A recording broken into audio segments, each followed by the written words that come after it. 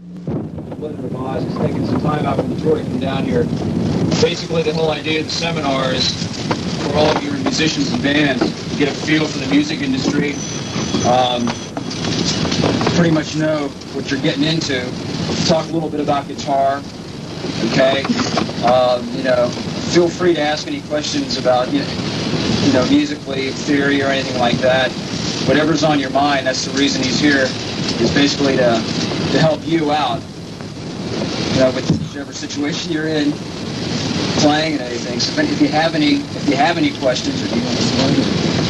Well, the one thing I could say is, the last one we did is the first time I've ever done this, so this is the second, so don't expect me to just come out and start handling this really good, because it's actually I'm very nervous about speaking in front of people, so you got to help me out with questions, and if there's anything I can help you out, I'd be glad to do it. So,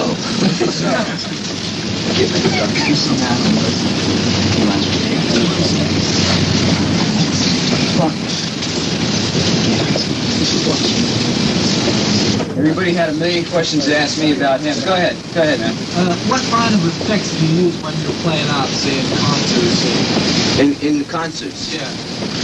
So I have a pedalboard, and in it there's Distortion Plus, a 10-band equalizer. They're all MXR, by the way. A flanger, a chorus, stereo chorus, a crybaby, wah pedal, and a Roland volume pedal. And I used to use them a lot more, but now our sound man is starting to add a lot up front. So I don't really use them all as much as I used to. Just sometimes I use them more for quiet rhythm parts, just to enhance the sound. I don't really use any echoes or anything for leads, ever. Do you have a preamp built in your guitar? No, I have a Distortion Plus on the board, and I just keep that on all the time.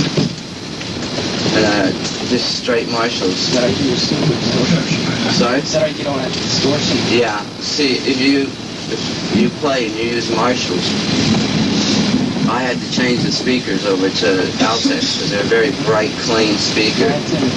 Yeah, because the selections are really dirty anyway, and if you start adding a fuzz box to them, it'll sound terrible. But I like that added treble and dirt to it. Great. High-pitched feedback using the Yes, the guy the last session was to ask me about that. It's not so much a squeal. I don't have that problem, but I have a lot of problem of, like if you let go for a second, it'll feed back. You've got to really play so you're covering your pickup. And if you want to do something quiet, I have to either use the volume pedal or I have to click off the fuzz, because it will squeal. I got used to playing that way.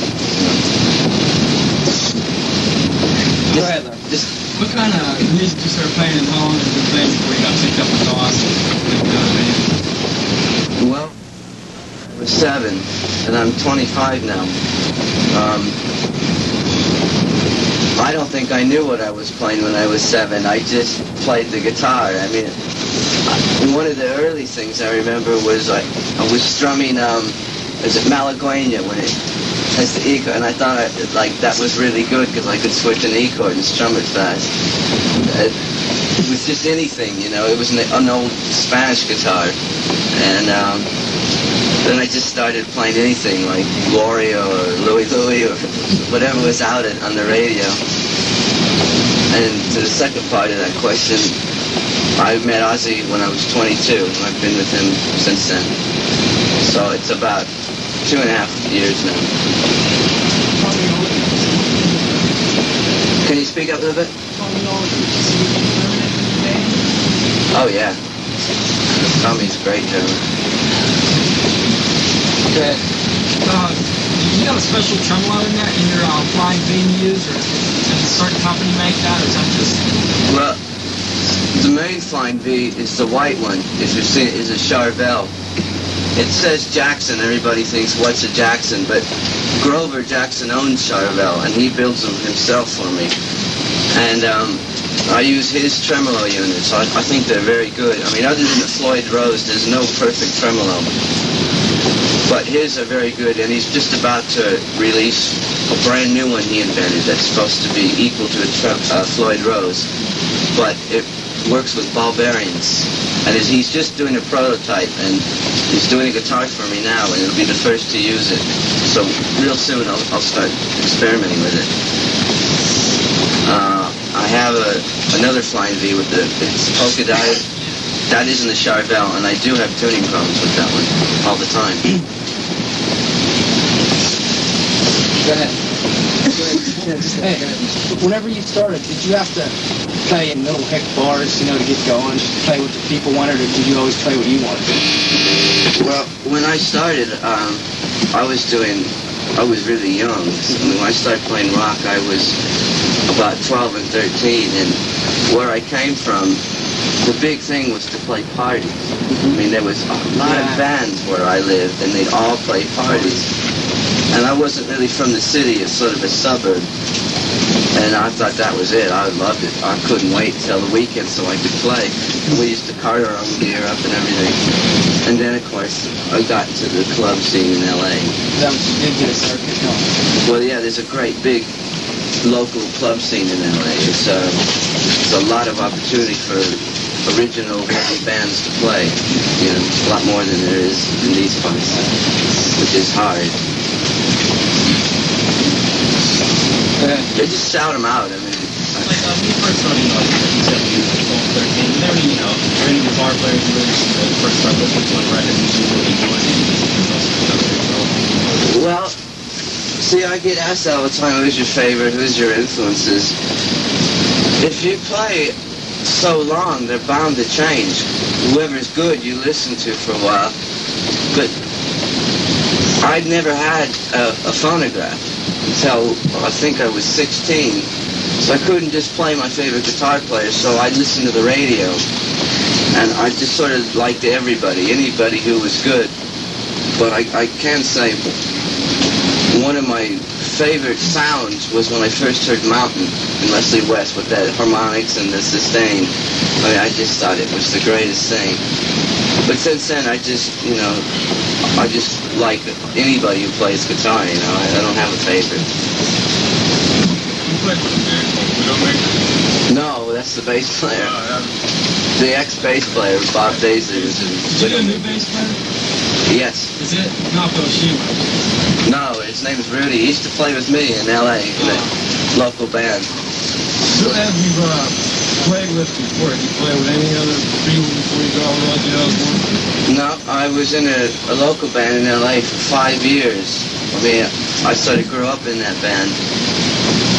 And I was still in it when I met Ozzy. I had to leave that band. And other than that, just like garage bands and little efforts that didn't work. How did Ozzy? How did what? How did Ozzy meet? Well, when he left Sabbath, he was putting a new band, like his own band together.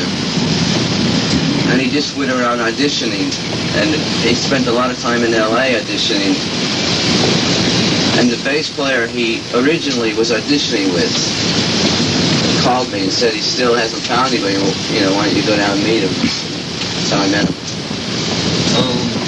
What do you think of other guitarists like Michael Schenker? I think Michael Schenker's excellent. I think he's a great rock player. He's very melodic and lots of feeling. You got any other guitarists you think like that caliber?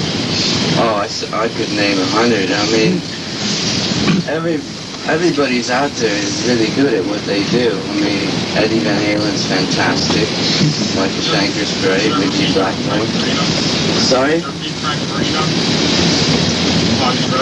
No, we did a show with him in England once, but I didn't meet him. I met somebody from his band. What do you think of Angus? Angus Young. Oh, I think that what he's doing great. I mean, he's got his image so strong, so bright and display. Are you from California? Yeah, I'm born and raised in L.A.